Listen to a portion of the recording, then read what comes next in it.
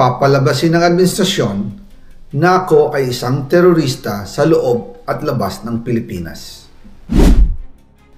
Para mailibing ako kasama ang katotohanan kahit saan man ako pumunta.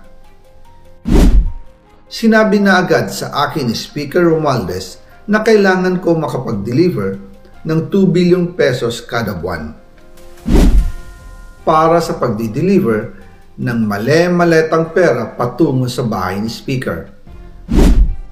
Ang sinabi mismo ni Speaker Martin sa akin na hati sila ni Pangulong Marcos sa perang yon para gamitin bilang bagsakan at imbakan ng pera mula sa mga SOP, collection at deliveries na para sa Pangulo.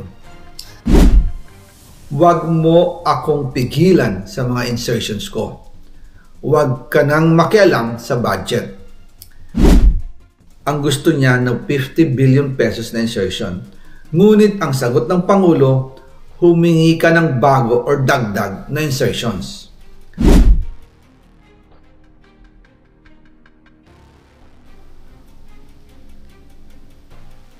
Magandang araw po sa inyong lahat.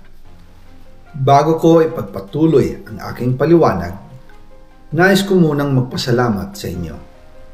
Maraming salamat sa inyong bukas na isipan, sa inyong pasensya, at sa pagtanggap ninyo sa mga impormasyong aking ibinabahagi. Alam kong hindi madali ang mga paksang ito. Mabibigat at mahirap tanggapin. Hindi po ako makauwi dahil malaki ang banta sa buhay ko. Ngayon naman ay meron kaming natanggap na balita. Papalabasin ng administrasyon na ako ay isang terorista sa loob at labas ng Pilipinas. Para mailibing ako kasama ang katotohanan kahit saan man ako pumunta.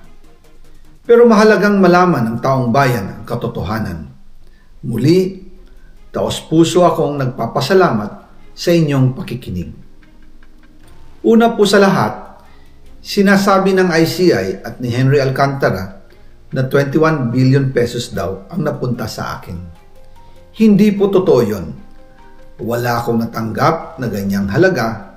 Ang totoo, mula 2022 hanggang 2025, ang kabuuang pera na dumaan sa akin para ibigay kay Pangulong Bongbong Marcos at kay dating Speaker Martin Romualdez ay umabot sa 56 billion pesos at hiwalay pa dyan ang 100 billion pesos insertion ng Pangulo sa 2025 budget. Pati na rin ang 97 billion pesos flood control insertion na inilagay sa NEP ng 2026 national budget. Balikan natin kung paano ito nagsimula. Noong 2022, kakaupo ko pa lang bilang chairman ng House Committee on Appropriations, sinabi na agad sa akin ni Speaker Romualdez na kailangan ko makapag-deliver ng 2 billion pesos kada buwan. Makalipas ang ilang araw, tumawag sa akin si Yusek Bernardo. Sabi niya, kailangan ng tulong ng Bulacan sa problema nila sa baha. Pinapunta niya sa opisina ko sa Kongreso si DPWH District Engineer Henry Alcantara. Sa naging meeting namin ni Alcantara, siya mismo ang nag-offer kung paano ang hatian sa mga proyekto ng DPWH.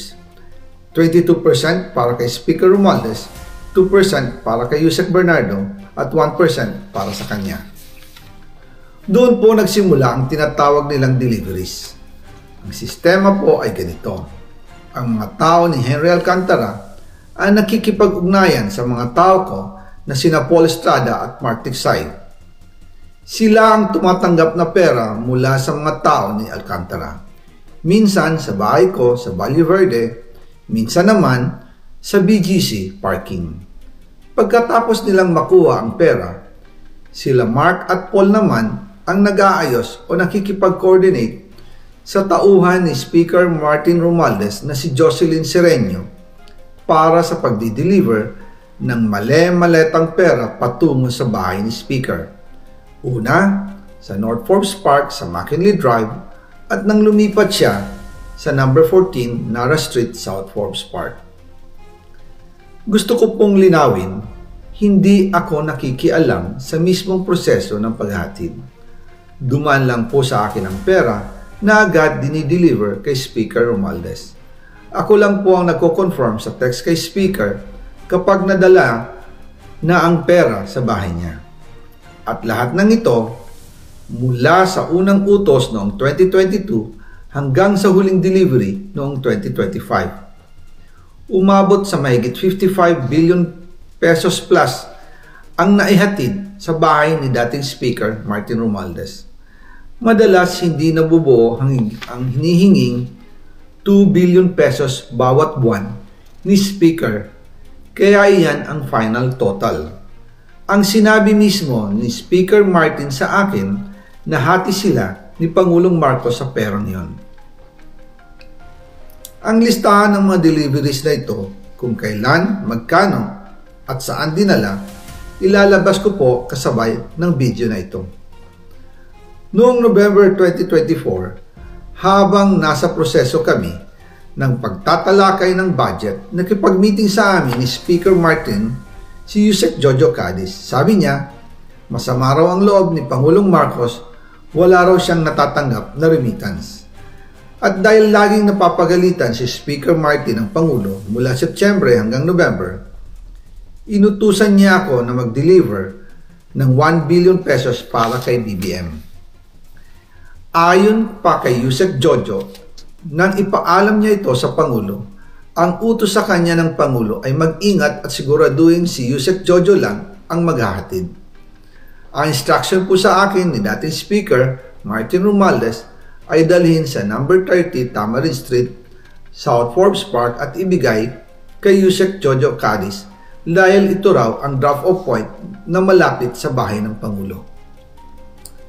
Sinabi rin po sa akin ni Speaker Martin Romualdez na si PBBM ang nag-utos sa kanya na bilhin ang bahay sa number 30 Tamarind Street para gamitin bilang bagsakan at imbakan ng pera mula sa mga SOP, collection at deliveries na para sa Pangulo. Noong December 2, 2024, personal kong i-deliver ang 200 million kay Yusek Jojo Cadiz sa number 30 Tamarind Street, South Forbes Park. Ayon sa kanya, dadalhin daw niya ito sa bahay ng Pangulo sa number 41 Nara Street, South Forbes Park.